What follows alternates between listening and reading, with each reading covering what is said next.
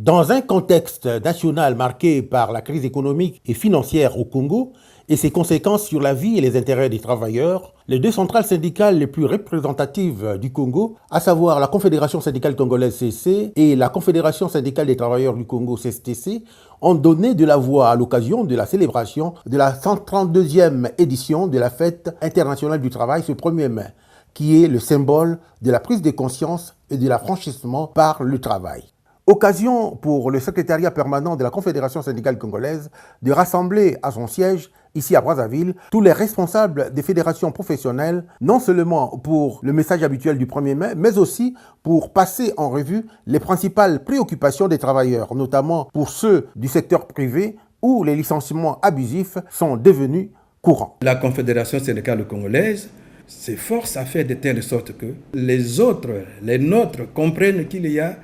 un intérêt particulier, c'est la défense de l'emploi. Lorsque nous pouvons, dans des situations qui peuvent être dramatiques, ne le souhaitons pas, mais il faut arriver à défendre au moins l'emploi, qu'il n'y ait plus des licenciements tels que nous les avons connus depuis 2016, 2017 et aujourd'hui 2018, c'est quoi?